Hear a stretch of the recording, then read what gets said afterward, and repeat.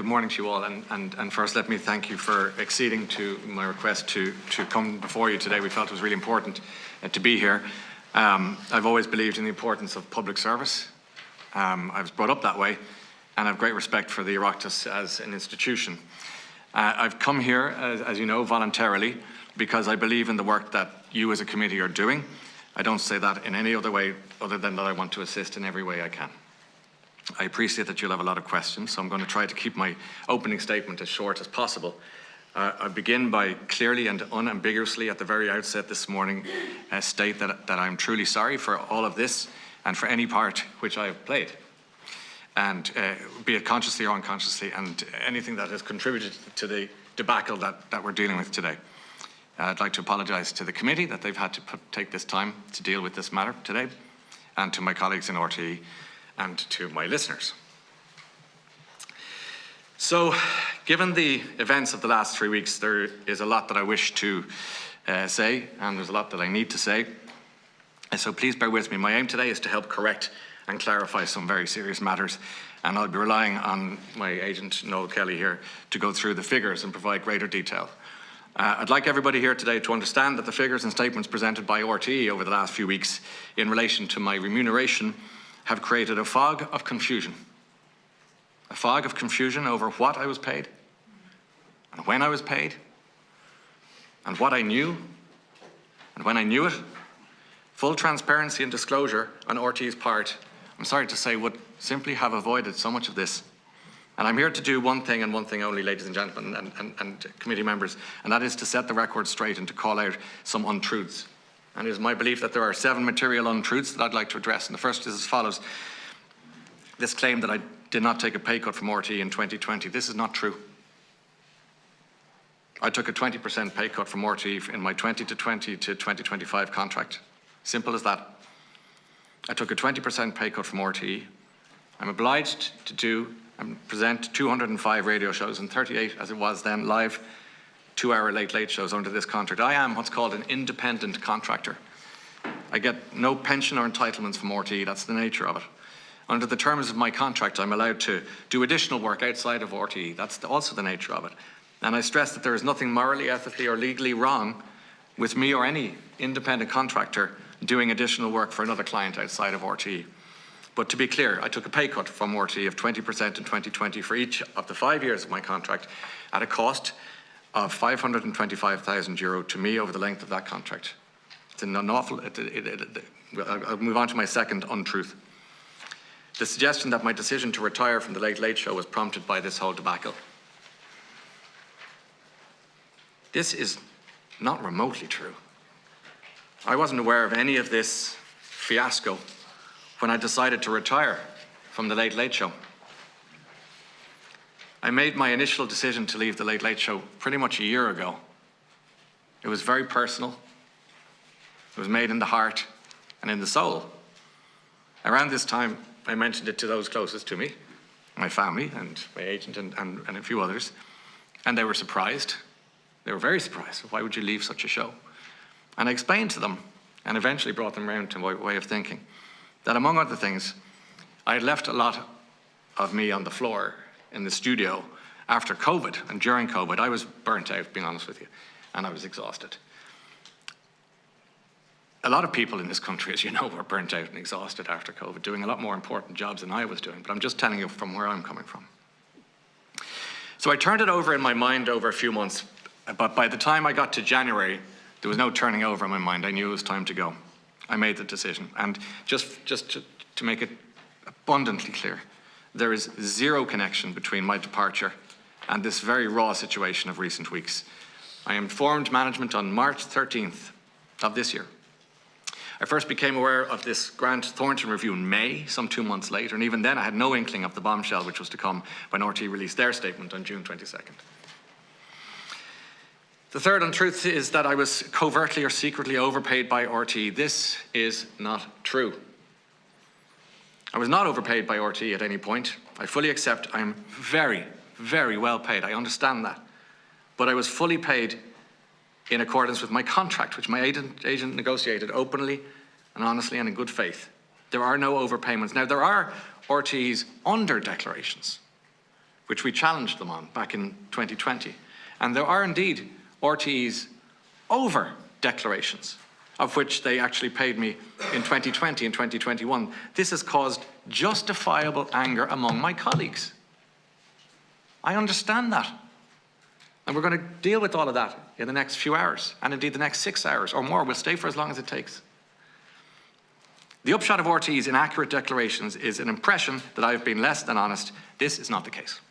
The fourth untruth is that I was aware that RTÉ were trying to conceal payments to me. This is not true. I was not aware that RTÉ were concealing payments to me. RTÉ acknowledged this in their statement of June 22nd, 2023, when they stated that Grant Thornton had made no findings against me. The fifth untruth, there was a secret agreement with Renault that I tried to conceal. This is not true. But not only that, it beggars belief. Think about it. I had a separate commercial agreement with Renault, the basis of which was that I would make public appearances and perform road shows and things for them. And the work that I've done for Renault is all over social media. The suggestion that was a secret makes no sense. The sixth untruth, that RTÉ's underwriting of Renault's payment obligations was a secret. This is not true. RTÉ's underwriting of Renault's payment obligations was not a secret, as the documents we've prepared for you today show. And as my agent will explain in more detail, RTÉ committed in February 2020 to provide this guarantee in the early stages of contract negotiations around my 2020 to 25 contract. This is unequivocally confirmed in an email dated critical document, 20th of February 2020, from Breda O'Keefe to my agent. It was copied to other members of the executive board, the director general, the RTÉ solicitor's office, everyone in RTÉ who needed to know knew. You'll find this on page 10 of the booklet of documents you have in front of you. Far from being secret, it was well known.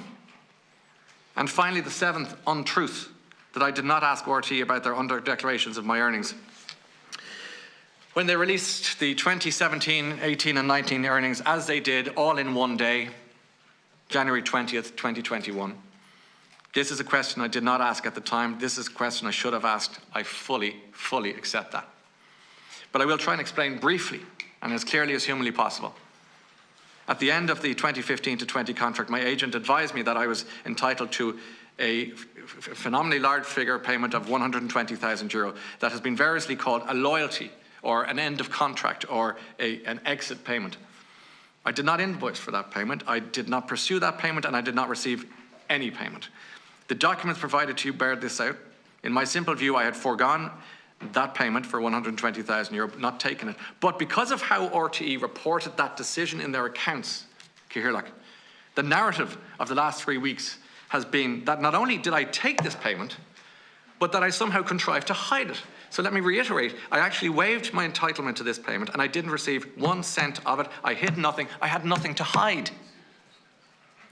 As the evidence provided to you today shows, my agent had already pointed out to RTÉ in 2020 that we thought the manner in which they were planning to account for my earnings in 2017, 18 and 19 was incorrect, and we had understood that they accepted our position, so that by the time they released the figures, I assumed that the Chief Financial Officer, the financial professionals in RTÉ, and the external auditors who had audited the accounts in these years, 17, 18, 19, had accountancy reasons for accounting for it the way they did. So I'd like to add that my company earnings fully reflect what I earned in these and all subsequent years. I'm particularly upset and disappointed about the decision and framing of the RTÉ statement of June 22nd, which inextricably linked my name to this whole fiasco. My name was mentioned 15 times in that statement. 15 times. And I was not consulted once. I did not have the Grant Thornton report, which RTÉ had, and which RTÉ acknowledged made no findings of wrongdoing on my part. I asked RTÉ to clarify that this was the case. They did. 4 days. 4 days after much of the damage was done. Pretty much all of the damage was done. I signed a contract in good faith. I declared my earnings. I paid every cent of tax. My employer has acknowledged that. It has engaged in deceptive practices to pay me, practices that were hidden from me. The result, I'm nearly finished, forgive me for overgoing. The result of this is that I've become the face of a national scandal. I've been accused of being complicit, deceitful and dishonest. I think the statement of June the 22nd was very unhelpful in this regard. The full truth was concealed. I take full responsibility. I can't say it enough. I take full responsibility for not asking more questions back on January the 20th, 2021, when the figures for that 2017, 18 and 19 were released. I take responsibility for that, I understand. But as has become abundantly clear and obvious in the last 3 weeks, this highlights the existence of two RTÉs. Two.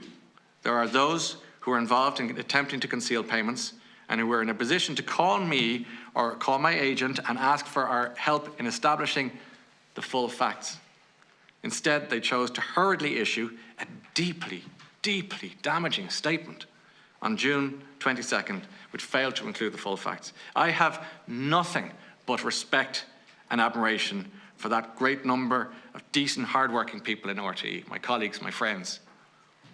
And I'm very sorry for those whose lives have been made difficult with an incessant dripping of new revelations. I'm thinking particularly of my radio show colleagues and friends, that they've had to be put through all of this for reasons not of their own making. They work hard. They all work hard in RTÉ. And I want to thank those colleagues who have supported me through these last few weeks. And in closing, I'd like to thank the many people from across the country who've taken time to stop me on the street, decent Irish citizens, taking my shoulder and my elbow in their hands and saying, "You'll get through this."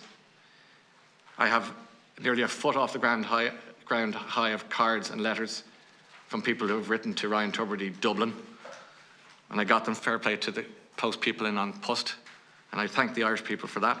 I am hopeful that they will see from my statement and my appearance here today that I am determined to inform them of the truth and to demonstrate that I have nothing to hide. And I'm also hopeful that I will soon get back on air to do the job I love.